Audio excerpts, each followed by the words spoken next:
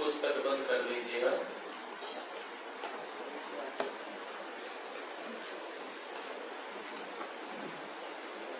यह समय अपना संध्या के मंत्रों के अर्थ पर विचार करने का है। हमने कल और परसों कुछ चर्चा की थी, उसी के आधार पर अब तक जो हमने किया है आपसे पूछेंगे। पुस्तक बंद कर लीजिए माता जी। जो परसों पाठ हुआ था उसका तो आप सामूहिक रूप से उत्तर देंगे, और जो कल हुआ था उसके लिए हाथ खड़ा करेंगे, फिर पूछेंगे। तो पहले कल वाले का पूछते हैं। कल कौन सा मंत्र हुआ था जी?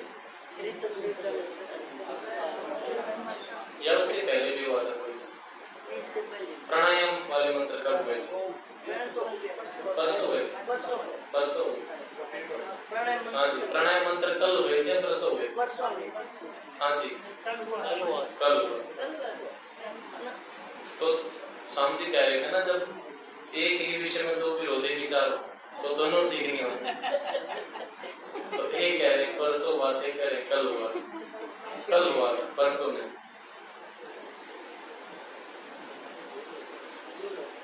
प्राणायाम मंत्रों का तो अर्थ पूर्व मंत्र में आ चुका था, उससे आगे के मंत्रों का पूछते हैं। अघ का क्या अर्थ होता है? अघ? हाँ जी माता जी। पाप जी। और मर्षण?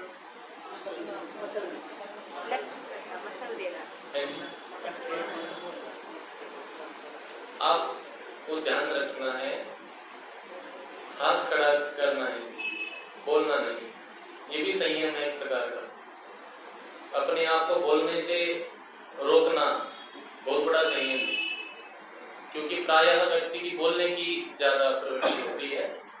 तो हमको पता है कि आपको पता है, तो आप हाथ खड़ा कीजिएगा, फिर पूछते हैं। रितम, ऊंचा हाथ खड़े तब पता चलेगा ना। हाँ जी शरद जी। वेद क्या? पुस्तक खोलिए आपकी, तो इसको साइड में रख दीजिए। ततः, हाँ जी, उस ईश्वर या और भी कुछ है जी? संबोधन तो नहीं, ये तो पंचमी है।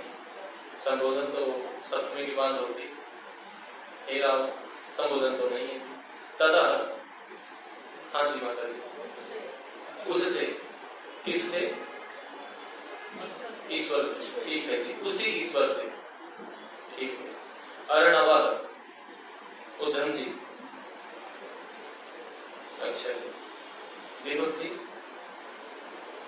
अविनाश जी, अर्णव, अर्पित करना।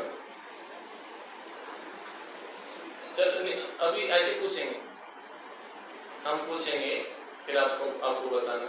हाँ जी प्रहलाद जी, अर्णव,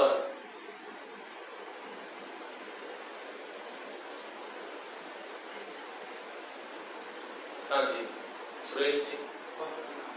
उत्पन्न करना नहीं, उत्पन्न करना तो नहीं।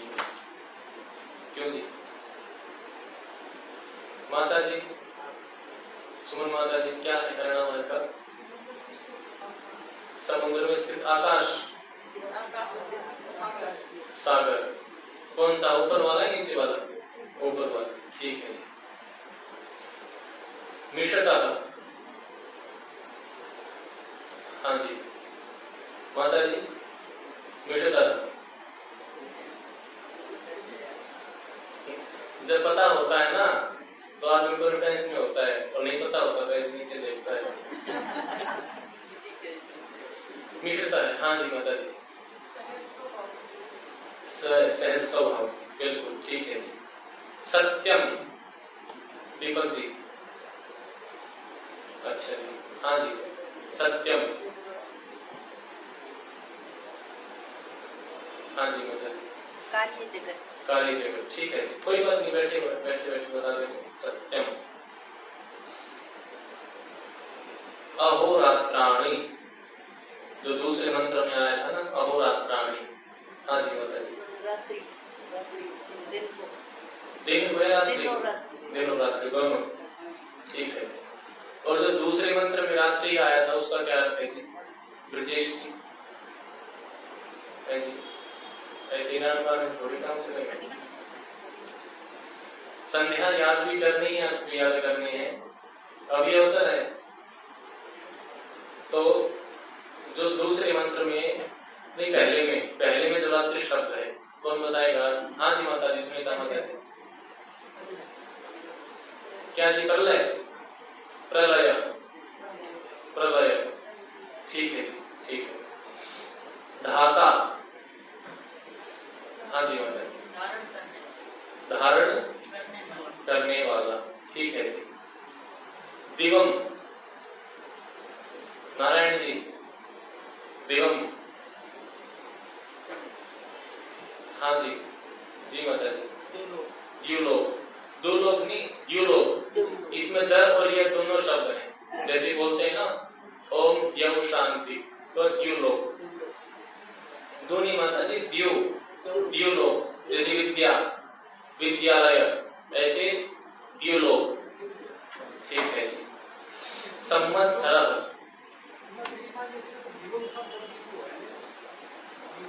आप थोड़े पीछे चल रहे हैं, द्योम नहीं पूछ रहे हैं, द्युलोक पूछ रहे हैं। द्युलोक अंतरिक्ष, पुस्तक बंद करनी है, भी नहीं देखनी पुस्तक। द्युलोक तो सूरज के चारों तरफ का एरिया को द्युलोक है। हाँ, अलग अलग स्थान पर अलग अलग व्याख्या है। हमने यहाँ पर वो माना जो सूर्य और पृथ्वी के बीच का भाग है, उसी को अंतरिक्ष बोल रहे हैं हम, उसको अंतरिक्ष नाम से कहा है, पोलापन था महर्षि जी ने। हाँ जी, क्या पूछा है? संवत्सरः, जी माता जी। प्रहर काल आदि, ठीक है जी। अच्छा, काल को किसने उत्पन्न किया है? अब सामूहिक रूप से बताइए, काल को किसने उत्पन्न किया है? किसी ने उत्पन्न नहीं किया, ठीक है जी। तो उत्पन्न नहीं किया, तो यहाँ पर क्या किया है? काल का विभाजन किया, ठीक है जी। एक वशी शब्द है इसमें, वशी, हाँ जी, क्या है वशी का अर्थ? वो तो मिश्रता का बताया था ना माता जी ने। वशी का क्या मतलब है माता जी? वश में करने वाला, ठीक है जी। एक इसमें शब्द आया था तीसरे में, स्वह।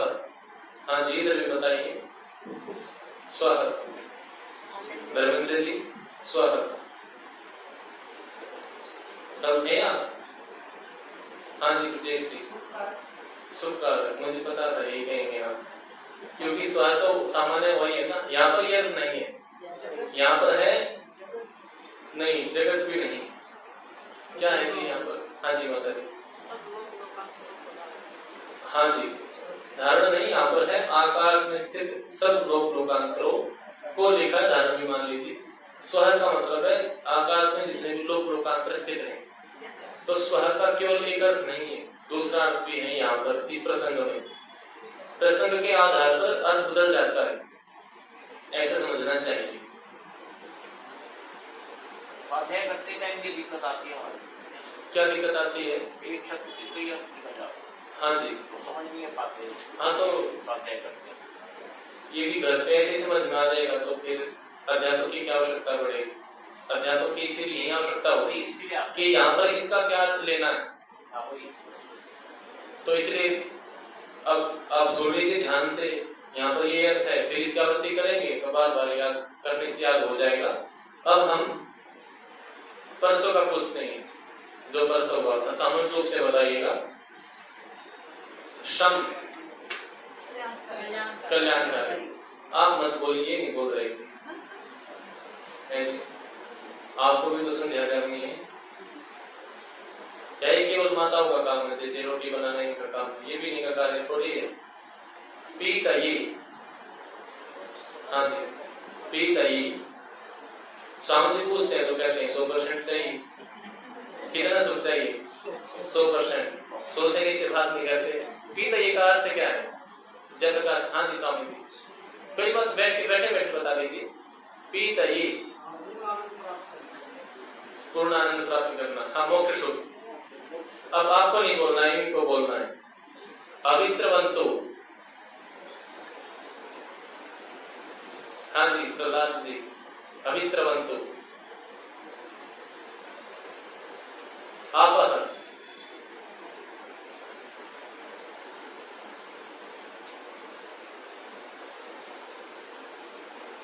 अच्छा ये बताइए जिह्वा में कितनी इंद्रियां रहती हैं?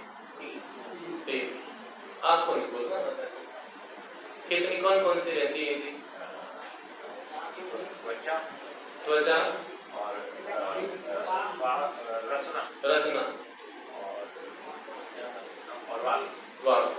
ठीक है, ठीक बता रहे हैं, ठीक है। खम एक शब्द आया, खम। खम ब्रह्म पुनातु सर्वत्र। खम का क्या अर्थ था जी? हाँ जी, सर्वव्यापक। और पुनातु का, पुनातु क्या कीजिए? पवित्र कीजिए। ठीक है जी। मह, मह एक शब्द है। हाँ जी, आप आपके लिए नहीं, आप तैयारी करके आए हैं। महान या कुछ और? महा, पूजनीय, सबसे बड़ा, बिल्कुल ठीक बताया आपने। और जना,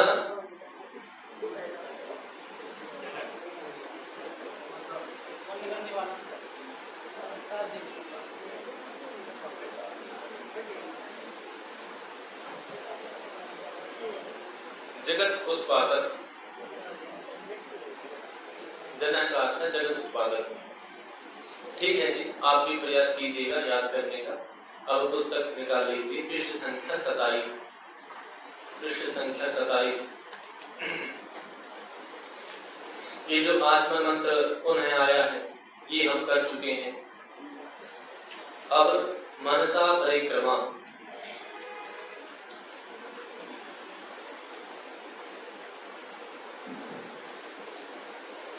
तो अब हम मनसा परिक्रमा के मंत्र पढ़ेंगे। पहला ही मंत्र मेरे साथ मिलकर बोलिएगा, पृष्ठ संख्या 27।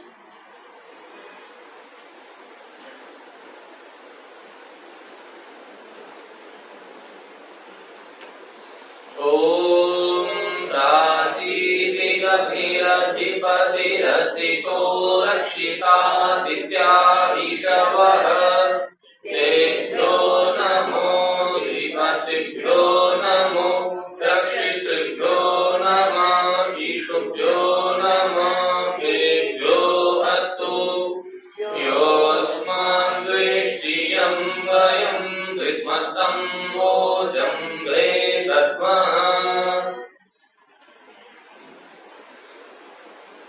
मनसा मतलब मन से, मन शब्द की तृतीया है। परिक्रमा भ्रमण करना, घूमना, परिक्रमण करना। अब हम ईश्वर को सामने, पीछे, दाएं बाएं, ऊपर नीचे 6 दिशाओं में मानते हुए, स्वीकार करते हुए परिक्रमा करेंगे। अलग अलग दिशाओं में अलग अलग गुणों को देखेंगे, विचार करेंगे। ओम सर्वरक्षक ईश्वर, प्राची सामने की अथवा पूर्व। आप जिस ओर विमुख करके बैठेंगे वही प्राची दिशा हो जाएगी। इधर मुंह है तो इधर प्राची होगी, उधर हो जाएगा तो उधर प्राची होगी, अथवा पूर्व दिशा मान लीजिए। दिक मतलब दिशा का। अग्नि ज्ञान स्वरूप ईश्वर अधिपति स्वामी है। असिता बंधन रहित, रक्षिता रक्षा करने वाला है। आदित्य प्राण सूर्य की किरणें, ईशवः बाण के समान है। ये पहली पंक्ति हुई। तो सामने की दिशा का स्वामी कौन है? ज्ञान स्वरूप ईश्वर। अग्नि शब्द ईश्वर के लिए बहुत बार प्रयोग हुआ है जी। पूर्व नहीं कहा मैंने, प्राची कहा है। इसमें लिखा है सामने की अथवा पूर्व, ऐसा लिखा है माता जी। तो प्राची दिशा, हम कहीं गए हैं, हमको नहीं पता कहां पर क्या कौन सी दिशा है, हम ऐसी संध्या करने के लिए बैठ गए, तो जो सामने की दिशा है वहां पर इस प्रसंग में प्राची, ऐसा समझना चाहिए। तो सामने की दिशा का जो ज्ञान स्वरूप ईश्वर है, जो सर्वज्ञ ईश्वर है, वो स्वामी है। और क्या है, इसमें तीन चीजें हैं प्रत्येक मंत्र में। एक तो स्वामी, एक रक्षा करने वाला और एक बाण के समान। स्वामी, रक्षक और बाण, इस प्रकार से मान लीजिए। तो स्वामी ज्ञान स्वरूप ईश्वर है और बंधन रहित है, रक्षा करने वाला है। असिता, बंधन नहीं है ईश्वर को कोई भी, हमें बंधन है। अभी जैसे कक्षा का समय हो जाएगा तो बंधन है, समाप्त करना पड़ेगा। रात हो जाएगी तो सोना पड़ेगा। अब 29 तारीख हो जाएगी तो समाप्त करना पड़ेगा, हमको बंधन है। पेट भर गया तो भोजन रोकना पड़ेगा। ईश्वर को कोई ऐसा बंधन नहीं है, वो बंधन रहित है, किसी प्रकार के बंधन से बंधता नहीं है। और आदित्याः, प्राण सूर्य की किरणें बाण के समान हमारे रक्षक है। जैसे वर्षा ऋतु होती है, बहुत ठंड होती है, हमको इच्छा होती है कि धूप निकले, धूप सेके तो कुछ शांति होती है। और जो फल है अथवा फसल है वो सूर्य के ताप से पकती है, प्रकाश संश्लेषण क्रिया होती है, तो उसमें सूर्य की किरणें हमारी सहायता करती है। यदि वृक्षों में प्रकाश संश्लेषण की क्रिया नहीं होगी तो इनकी वृद्धि नहीं हो पाएगी, ऐसा बताते हैं। तो प्राण और सूर्य की किरणें हमारी रक्षक है। इतना तो प्रत्येक मंत्र में अलग अलग मिलेगा। अब इससे आगे जो है वो प्रत्येक मंत्र में एक समान है, तो हम पहले मंत्र में ही उस पर चर्चा कर लेंगे, आगे के सभी मंत्रों में ऐसा ही समझ लेंगे। तो तेभ्यो, तेभ्यो मतलब तेभ्यः अर्थात उनके लिए। नमोधिपतिभ्यो नमः अधिपतिभ्यः, नमस्कार है। अब आप कोष्ठक में देखेंगे, अर्थात यथा योग्य उपयोग करें। सबकी नमस्ते अलग अलग होती है। यहाँ पर ईश्वर का नाम और नमस्ते इसका अर्थ ये नहीं कि ईश्वर को हाथ जोड़ने है, ईश्वर को हाथ जोड़ने का विधान नहीं है। 11वें सोमनाथ में स्वामी जी ने मना किया है कि यदि ईश्वर सर्वव्यापक है तो हाथ क्यों जोड़ते हैं, हाथ में भी तो है, और सिर क्यों नवाते हैं, फूल क्यों चढ़ाते हैं, फूल में ही तो ईश्वर है। ईश्वर को ईश्वर ही चढ़ा रहे हैं, फूल में ईश्वर है और मूर्ति में भी ईश्वर है, हाथ में भी ईश्वर है, सिर में ईश्वर है। हाँ, तब तो मान ले जो आप ईश्वर से बाहर जाओ और फिर हाथ जोड़ के दिखाओ, क्यों ईश्वर से बाहर जा सकते हैं। हम तो छोड़िए प्रकृति नहीं जा सकती, स्वामी जी ने बताया था ना, थोड़े से भाग में है ये संसार ब्रह्मांड और 3 भाग में आनंद है, तो चौथे भाग में इतना बड़ा ब्रह्मांड कितना बड़ा है, तो हमारी क्या उसके सामने सामर्थ्य है, तो हाथ जोड़ने का विधान नहीं है। बोलते हैं, मैंने आपको सिद्धांत बता दिया, आप देखिए कहाँ बोलते हैं कहाँ नहीं बोलते। बोलना नहीं चाहिए, 2 बातें होती है, यही गलती करते हैं। हमने आपको ये बता दिया ऐसा नहीं होना चाहिए। यदि लाभ चाहिए, सुख चाहिए तो ऐसा नहीं करें, और नहीं चाहिए तो करते रहें, वो हमारा व्यक्तिगत स्वतंत्र विचार है। नहीं जोड़ना चाहिए, ईश्वर को हाथ नहीं जोड़ना चाहिए। स्वामी जी को जोड़िए, गुरु जी को जोड़िए, माता जी को जोड़िए, और थोड़े प्राणी हाथ जोड़ने के लिए ऐसी मतलब। हाँ जी, प्रेम रस में तो होकर वंदना हम कर रहे हैं। देखो जी बदल गई, ठीक है, हम भी ऐसा ही बोलते हैं, प्रेम रस में तो होकर। हाँ जी माता जी, जी माता जी,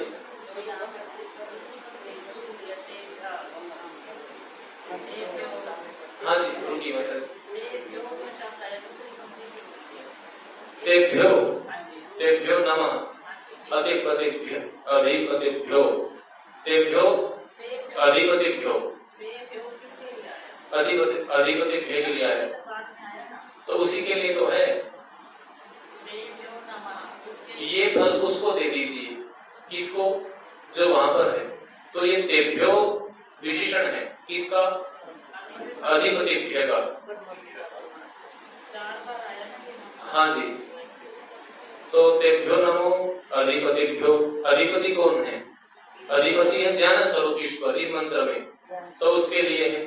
फिर नमो अर्थात नमः रक्षितृभ्यो नमः, तो रक्षिता के लिए नमः। रक्षिता कौन है, बंधन रहित ईश्वर। और फिर आया नमः ईशुभ्यो नमः।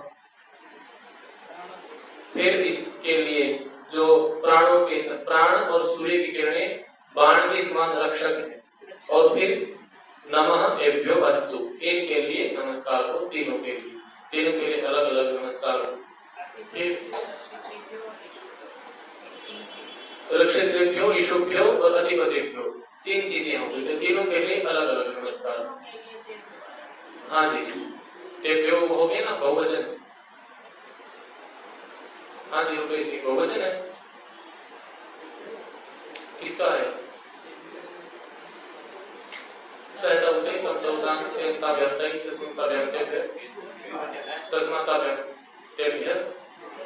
बहुवचन है ना, त्रिवचन नहीं बहुवचन। एक वचन, द्विवचन, बहुवचन संस्कृत में ऐसे चलता है। इंग्लिश में, हिंदी में चलता है एक वचन बहुवचन, सिंगुलर प्लूरल, लेकिन संस्कृत में चलता है एक वचन, द्विवचन और बहुवचन। तो तस्माताभ्याम तेभ्यः, तस्मिताभ्याम तेभ्यः, इस प्रकार से। यहाँ नमस्कार किसको करनी है? यहाँ ईश्वर को करनी है, हाथ जोड़ के नहीं। ये लिखा है यथा योग्य उपयोग करें, ईश्वर की आज्ञाओं का पालन करना, यही नमस्ते। अच्छा, हम जो नमस्ते करते हैं सामने, उसको क्यों करते हैं? उसको, उसके प्रति सम्मान है, उसको अपने अनुकूल बनाना है। यदि हाँ जी, नमस्ते का मतलब हाँ जी, हाँ जी, वही बता रहे हैं। नमः, हम आपका आदर करते हैं, नमस्ते। महर्षि जी ने जो आर्य माला पुस्तक लिखी, उसका 100वां सिद्धांत था ये, और वहां पर है मैं आपका आदर करता हूँ, अर्थात मैं आपका सम्मान करता हूँ। अब ईश्वर का सम्मान क्या है? आज्ञा का पालन।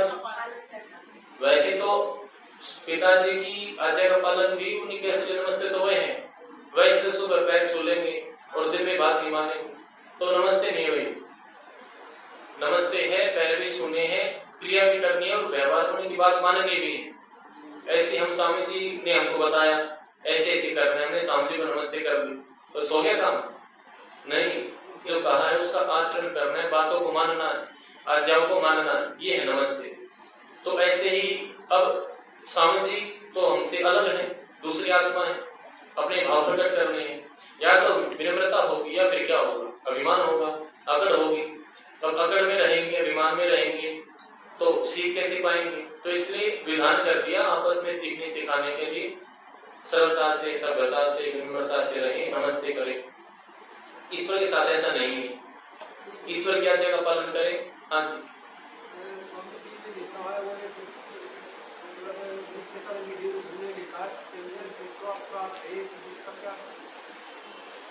क्या वाक्य है? कहाँ पर लिखा है? सबसे पहले कौन सी पुस्तक में है? जो आगरा में लिखी थी पहले, नित्य कर्म विधि। हाँ, नित्य कर्म विधि से पहले, सबसे पहले। अब जो उपलब्ध है वो बताइए। जैसे सत्याग्रह प्रकाश है, ये दूसरा भाग, ये दूसरा रूप है हमारे सामने। पहले वाले में बहुत सारी अशुद्धि हो गई थी, तो दूसरे रूप में पहले 12 मूलार्थ, इसमें 14 है। हाँ, तो अब कौन सी पुस्तक में प्रमाण है वो बताइए। अब जो उपलब्ध है, प्रस्तुत है हमारे सामने, ऐसे किसी में हो तो बताइएगा। वैसे स्वामी जी ने स्वयं मना किया, जो व्यक्ति ऋषि जो एक स्थान पर एक बात कहते हैं ना कि हाथ नहीं जोड़ने, तो वही व्यक्ति दूसरे दिन ये नहीं कहेगा कि जोड़ने। और यदि ऐसा कुछ भाव निकल रहा है तो उसकी फिर संगति लगानी पड़ेगी, क्योंकि महर्षि जी ने एक स्थान पर लिखा है सत्याग्रह प्रकाश के 7वें समोल्लास में, जो रात्रिकालीन मंत्र की व्याख्या करते हुए, मन को अविनाशी लिखा है, नाश रहित, ऐसा स्पष्ट शब्द, नाश रहित। तो क्या मन का नाश नहीं होता जी? होता है। नाश रहित का अर्थ है लंबे काल तक चलने वाली। यदि किसी की मुक्ति नहीं हुई, कल्पना करते हैं, तो 4 अरब 32 करोड़ साल तक चलेगा, उसका अर्थ ये है। तो वो संगति देखनी पड़ेगी, क्या कहना चाहते हैं स्वामी जी। तो योस्मान द्वेष्टि, जो हमसे, अस्मान हमसे, द्वेष्टि जानते हैं आप, द्वेष करता है, यम वयम, अथवा जिससे हम, दुष्मस्तम द्वेष करते हैं, या तो कोई हमसे करता है या हम किसी से करते हैं, तो क्या करें? तम वो जम्भे दद्मः, ये जो द्वेष है आपके न्याय रूपी जबड़े में रखकर नष्ट करते हैं।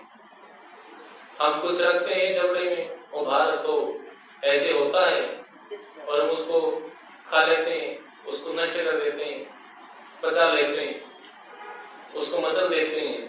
तो ऐसे ही ये जो द्वेष है ये हम आपके न्याय रूपी जबड़े में रखकर नष्ट करते हैं। क्या आवश्यकता पड़ी हमको उसके जबड़े में रखकर नष्ट करने की?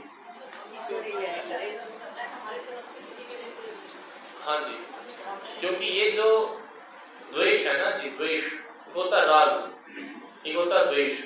सुखानुसारी राग है और दुखानुसारी द्वेष। दुख के पीछे पीछे द्वेष चलता है, सुख के पीछे पीछे राग चलता है। सुबह मसाला डोसा खा लिया, ये क्या मिला? सुख मिला। इसके पीछे क्या चलेगा? राग। और कभी एसी नहीं चले, गर्मी लगती है और दुख हुआ, उसके पीछे क्या चलता है? द्वेष। तो दुख के पीछे द्वेष चलता है, नहीं चाहिए। और सुख के पीछे क्या चलता है? राग। अब ये व्यवहार की बात है। राग तो हम लोग में कर लेते हैं। कोई बच्चा है छोटा सा, ये छोटा बच्चा है, माता पिता का इसमें राग हो, ठीक है, चलता रहता है। ये मीठा रस एक प्रकार से चलता रहता है। लेकिन यदि किसी व्यक्ति से द्वेष है, जिसके प्रति राग है ना, उसके प्रति ऐसी भावना रहती है कि दूर न जाए, मेरे पास रहे। किसी किसी नौकरी लग जाती और दूर उसकी आ जाती है पोस्टिंग, मना कर देते घर वाले, नहीं करनी ऐसी नौकरी। पर जो द्वेष है, जिसके प्रति द्वेष है, ये चाहता कि ये व्यक्ति मेरे सामने नहीं आना चाहिए, और यदि आ जाएगा तो फिर ऐसे गर्दन करके चले जाएंगे, वो एंगल मोड़ लेंगे और बैठना पड़ जाए तो उसकी हालत खराब हो जाएगी। वो जब उसके प्रति द्वेष के संस्कार है ना, द्वेष क्यों हुआ जी? द्वेष का क्या कारण बताया था?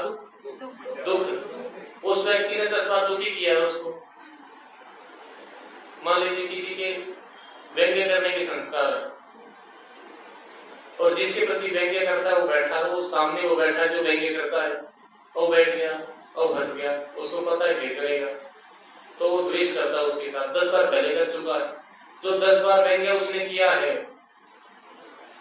उसको परेशान किया है, उसको दुखी किया है, सारा उसने एक बार उठा लिया, वो परेशान हो जाता है। अब परेशान होकर वो दुखी हो जाता है, परेशान हो जाता है, खिन्न हो जाता है, और ये उसके होता है कि हट जाए, जिज्ञासा उसको नष्ट करने की इच्छा होती है, यहाँ से चला जाए, ये नहीं जा रहा तो मैं चला जाऊं। पर कई बार ऐसी स्थिति हो जाती है ना, तो वो जा सकता ना मैं जा सकता। मान लीजिए किसी द्वेषी व्यक्ति के साथ हमारी फ्लाइट में टिकट जो सीट है आसपास आ जाए, और वहां थोड़ी हम कह सकते हैं जी हम उधर रहते हैं, वहां तो ऐसी व्यवस्था है नहीं, तो फंस गए। अब 2 घंटे की फ्लाइट है तो उसका माथा गर्म हो जाता है। लेकिन राग है, जिसके साथ राग है वो 10 घंटे की फ्लाइट कर लेगा, कोई दिक्कत नहीं। तो राग लंबे काल तक चल जाता है, पर द्वेष में दुखी हो जाता है। हमारे पास की नहीं द्वेष को सहन करना। और ये भी देखिए कि किस किस से द्वेष करेंगे। यदि द्वेष करने का संस्कार हो गया तो हम किसी को भी नहीं छोड़ेंगे, हर जगह द्वेष करेंगे।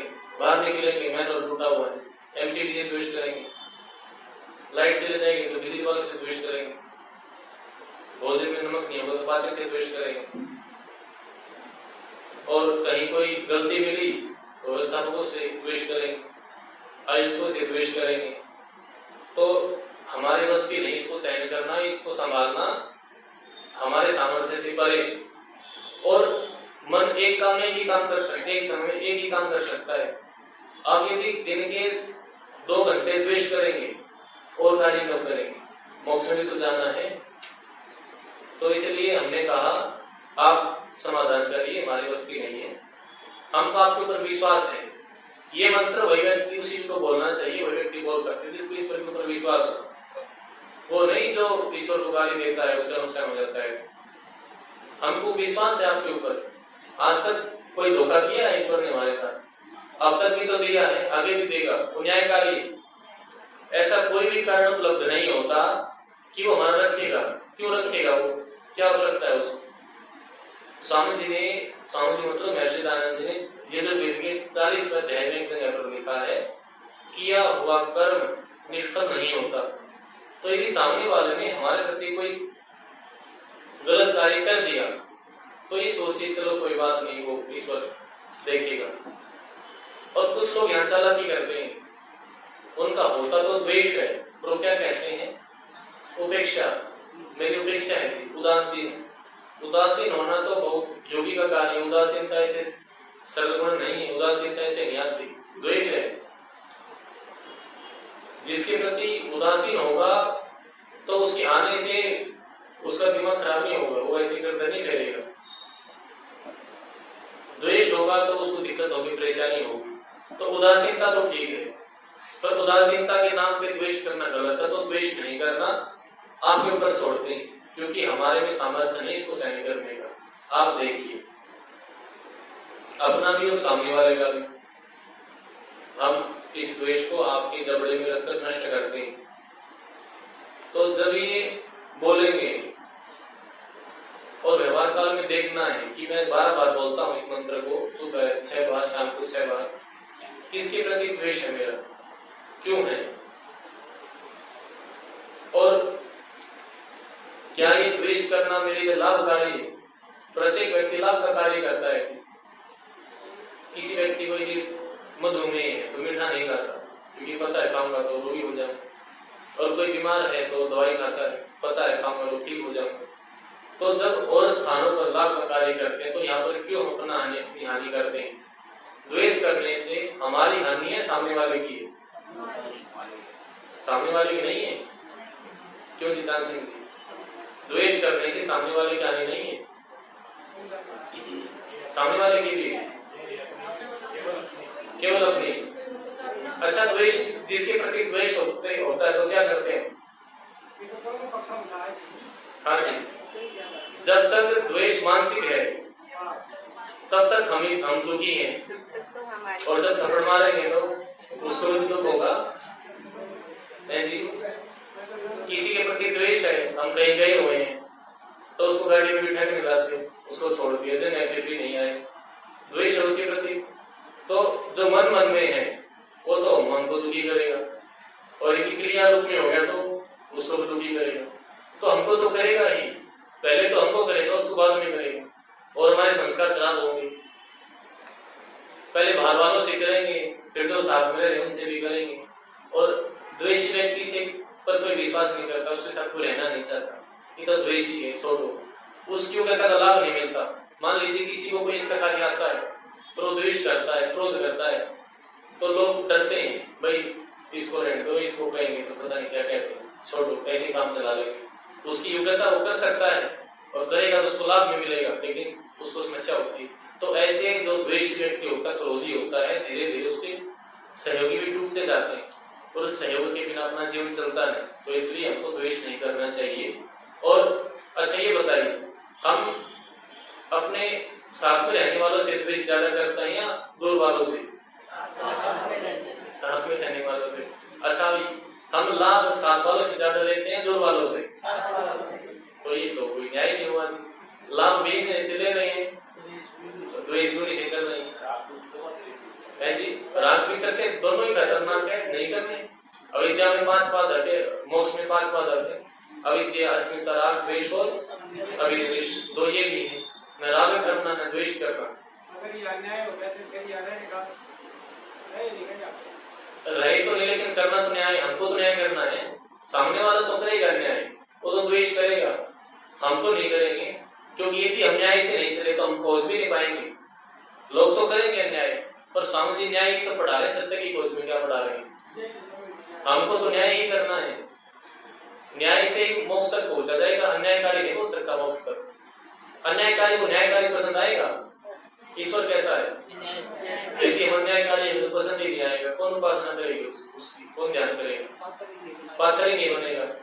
तो पात्र बनने के लिए द्वेष को छोड़ना पड़ेगा। अब अगले मंत्र पर चर्चा करेंगे। ये जो चर्चा की, तो ये प्रत्येक मंत्र में जो है ना, तेभ्यो और दद्म, यहाँ से यहाँ तक ये समान रहेगी, ऐसा ही विचार करना प्रत्येक मंत्र में। अब अगला मंत्र है ओम दक्षिणादि इंद्रोधिपतिस्थिरश्चिराजी रक्षिता पितर ईशवः तेभ्यो नमोधिपतिभ्यो नमो रक्षितृभ्यो नमः ईशुभ्यो नमः योऽस्मान् वैष्णियं वयं द्विस्मस्तं भोजं भे दद्मः। दक्षिणा दक्षिण दाहिनी दिशा का इंद्र परम ऐश्वर्य युक्त ईश्वर अधिपति स्वामी है। तिरस्चिराजी कीट पतंग आदि रक्षिता रक्षा करने वाले हैं। पितरः ज्ञानी लोग ईशवः बाण के समान हैं। तो फिर 3 बातें हैं। जो इंद्र है, इंद्र परमात्मा है, परम ऐश्वर्य से युक्त है, जो अच्छे अच्छे गुण हैं वो भी ईश्वर में है, और जो पदार्थ हैं वे भी, उनका भी स्वामी ईश्वर है, इस प्रकृति का स्वामी ईश्वर है, तो वो इंद्र है। और जो कीट पतंग आदि रक्षा करते हैं, और ज्ञानी लोग हमारी जान के समान बाण के समान रक्षा करते हैं। अब हम स्वामी जी से कुछ सीखते हैं, फिर जो बताया व्यवहार में, जो बताया हमारी बहुत सारी भ्रांति संशय नष्ट होते हैं। फिर व्यवहार में जब जाते हैं तो उस भ्रांति संशय से रहित व्यवहार करते हैं, तो हमको लाभ मिलता है, हम दुखों से बचते हैं और वे हमारी रक्षा करते हैं। रक्षा का मतलब है दुख से बचाना, क्योंकि किसी भी कर्म का अंतिम फल क्या है? सुख या दुख। तो दुख से बचा लिया, रक्षा हो गई। सुख दे दिया तो सुख दे दिया, दुख से बचा लिया, हमारी रक्षा हो गई। तो इस प्रकार से जो विद्वान है, आप विद्वान है, वे हमारी रक्षा करते हैं। पितर अभी आगे आता है ना, वो श्राद्ध पक्ष वो करते हैं, श्राद्ध निकालते हैं, उसको टोले को जमाते हैं। पितृपक्ष 15 दिन, पता नहीं कितने दिन होता है, पंडितों की मौज रहती है उसमें। तो पितर ईशव लोग कहते हैं कि आप मानते नहीं, हम तो मानते हैं, दिन में 12 बार बोलते हैं पितर है। जो ज्ञानी है वो है पितर, और उस तक नहीं पहुंचता, ये समझ लीजिए, उस तक नहीं पहुंचता। यदि पहुंचता होता तो हम भी तो पिछले जन्म में किसी के दादा दादी थे, हमारा नहीं निकलता होगा। पहुंचा कभी आपका कोई पार्सल? तो फिर ऐसी माता जी, हाँ जी, इनको भूख लगाती, नहीं तो 15 दिन खाने की जरूरत नहीं पड़े हमको, आता रहेगा बीच में, और पता नहीं कितने जन्मों से वो निकालते रहते हैं। तो ये वैदिक नहीं है, अवैदिक। अगला मंत्र है, आगे की व्याख्या समान समझ लीजिएगा। ओम प्रतीचि दिग्वरुणोधिपति प्रीताकु रक्षितान्नमीशवः तेभ्यो नमोधिपतिभ्यो नमो रक्षितृभ्यो नमः ईशुभ्यो नमः एभ्यो अस्तु योऽस्मान् द्वेष्टियं वयं द्विष्मस्तं भोजं भे दद्मः। प्रतीचि पीछे की, दिक दिशा का, वरुण सर्वोत्तम ईश्वर अधिपति स्वामी है। जो पीछे की दिशा है, जो सर्वोत्तम है, वरुण जो सर्वश्रेष्ठ है, सर्वोत्तम है, सबसे अच्छा है, वो स्वामी है। और प्रीताकु अजगर आदि विषधर प्राणी रक्षा करने वाले। ये जो अजगर आदि है, ये जो विष बनाते हैं, ये कोई इनका अपना स्वाभाविक थोड़ी होता है, तो बनाते हैं बाहर से मतलब वातावरण से। तब आसपास जो सांप, उन्होंने आसपास की जो विषैली वायु थी, जो विष था, उसको इकट्ठा कर लिया थोड़ा थोड़ा, उनके पास ज्यादा हो गया। कोबरा है और रसल वाइपर है, ब्लैक मांबा, उनके पास कितना भयंकर विष होता है। यदि वो इकट्ठा नहीं करें तो हमारी हानि होगी। जैसे एमसीडी वाले कूड़ा उठा ले जाते हैं, तभी तो वहां से निकल पाते हैं, बदबू हो जाएगी। ऐसी वो सफाई करते रहते हैं लगातार, और हमारी रक्षा होती रहती है। और अन्नम, अन्न आदि भोग्य पदार्थ बाण के समान है। अन्न तो रक्षा करता ही है जी। अन्न नहीं मिलेगा तो, यदि एक समय घंटी नहीं बजे भोजन की, अभी आप बाहर निकले और वो नहीं मिले जो मिलता है, भाई कहाँ गया, देखो विलम्ब हो गया, और दिन की घंटी नहीं लगी या घंटी लग जाए, वहां भोजन नहीं मिले, तो एक समय साइन कर लेंगे, 2 समय, फिर तीसरे समय कहेंगे कक्षा में भोजन चाहिए। भोजन प्राथमिक है, अन्न हमारी रक्षा करता है। अन्न से तो शरीर बना, तभी तो चलेगा ये, तभी तो ये साधन तक, ये साधन है तभी तो साधन तक पहुंचेगा। तो ये हमारी रक्षा करता है अन्न। अब तीसरा मंत्र है, चौथा, ओम उदीची सोमोधिपति स्वजो रक्षिता शनि ऋषभः तेभ्यो नमोधिपतिभ्यो नमो रक्षितृभ्यो नमः ईशुभ्यो नमः एभ्यो अस्तु योऽस्मान् द्वेष्टियं वयं द्विष्मस्तम् ऊजम्भे दद्मः। उदीची वायु अर्थात उत्तर दिक दिशा का सोम शांति प्रदाता, ईश्वर शांति देता है। कैसे देता है जी? हाँ जी बताइए। यहाँ पे ये तो बोला गया सोमो अधिपति, अधिपति के बाद ही आवाज अलग से क्यों आती है? वो तो सी में आ गई, विसर्ज है, अधिपति ही स्वजो आना चाहिए, अधिपति के बाद ही स्वजो बोलते हैं। अधिपति, अधिपति, अधिपति ही स्वजो, अधिपति ही के बाद ही स्वजो बोलते हैं। नहीं वो अतिरिक्त बोलते हैं तो गलत है, नहीं तो विसर्ग का तो उच्चारण करना पड़ेगा माता जी। जो संस्कृत का नियम है, जो लिखा है, अतिरिक्त जो ही बोलते हैं, ही स्वजो, वो गलत है। हाँ ये अतिरिक्त बोलते हैं, जो लिखा नहीं वो तो गलत है, या जो लिखा हो उसको छोड़ते हैं वो भी गलत है। संस्कृत का सीधा सा नियम है, अंग्रेजी की तरह नहीं है कि NIFE में से के साइलेंट है, ऐसा नहीं है। इसमें अक्सर ऐसे ही आवाज आती है, जो लिखा है ना माता जी उतना तो बोलना है, उससे अतिरिक्त नहीं बोलना। यदि कोई बोलता है तो गलत है। एक मिनट दोबारा से आप करिए बनाओ। ये दो मंत्र करने का है, थोड़ा सा रह गया, ये दो मंत्र वो करने का ही रह जाएगा, नहीं तो जो शांति प्रदाता कैसे शांति देता है जी? उसने कहा यज्ञ किया करें, ध्यान किया करें और दान किया करें, सत्संग किया करें, नम्रता किया करें। तो हमने किया तो हमको क्या मिली? शांति। एक तो ऐसे देता है, और एक लंबे काल तक योगाभ्यास करते हैं, यम नियम का पालन करते हैं, तो जब समाधि लगती है तब क्या मिलती है? शांति मिलती है, अच्छी अनुभूति होती है। और स्वजः अजन्मा, अजन्मा है ईश्वर। और जो शनि ऋषभ है तो वास्तव में अशनि ही है। विद्युत, ये जो बिजली कड़कती है ना, बाण के समान है। ऐसा बताते हैं कि जो एक खाद की फैक्ट्री होती है उसको वो बहुत बड़ी मात्रा में उर्वरक बनाती है, DAP यूरिया बनाती है। वो बहुत दिनों में, हाँ नाइट्रोजन गैस उसमें कैसी मिलती है? वो बहुत ऊंचाई से उसको नीचे डालते हैं, तो जो वायु होती है उसमें मिल जाती है, उसको पैक कर देते हैं, फिर डालते हैं तो फिर वो फैल जाती है।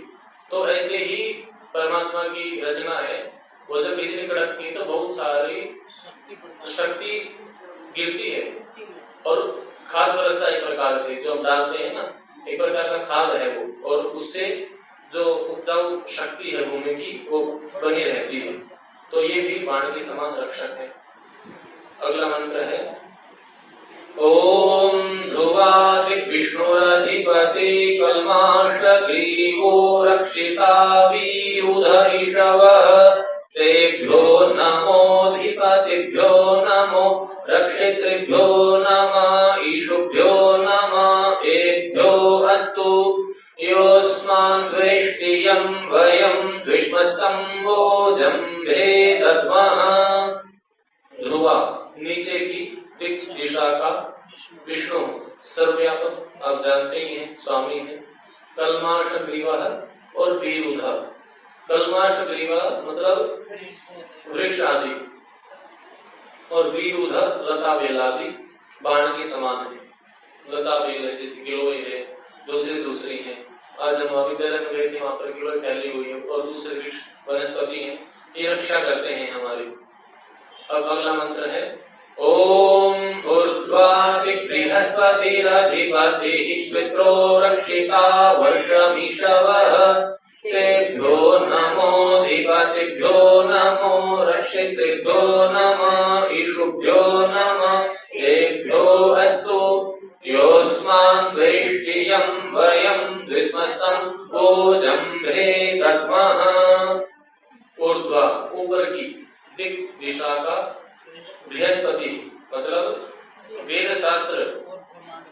और ब्रह्मांड का पति अर्थात स्वामी, रक्षक। इसका जो ब्रह्मांड है, इसका स्वामी कौन है? ईश्वर है। और जो वेद शास्त्र है, जो वेद का ज्ञान दिया, वो ईश्वर का है, ईश्वर का अपना है, कहीं सीखा नहीं है। ईश्वर ने अपना ज्ञान हमको दिया है, और सारा नहीं दिया है, कहीं सोचे सारा दे दिया, थोड़ा सा दिया है हमारे काम चलाने के लिए, और बहुत सारा है, अनंत है, वो समा ही नहीं सकता कि 4 वेदों में समा जाएगा। हमारे काम चलाने के लिए जितना जरूरी था उतना दे दिया। और जो स्वीकृत है, शुद्ध स्वरूप, रक्षा करने वाला ईश्वर शुद्ध स्वरूप है, अविकारी, उसमें कोई विकार नहीं होता। और वर्षा के बिंदु बाण के समान है, रक्षा करते हैं। यदि वर्षा नहीं होती तो जल स्तर नीचे चला जाता है, भूमि में उपजाऊ शक्ति नहीं रहती, फसल भी नहीं हो पाती, हमारा जीवन कठिन हो जाता है। इस प्रकार इन मंत्रों में अर्थ है। आप इनको भी देख कर आइएगा, कल और चर्चा करेंगे। अब ओम का उच्चारण करेंगे।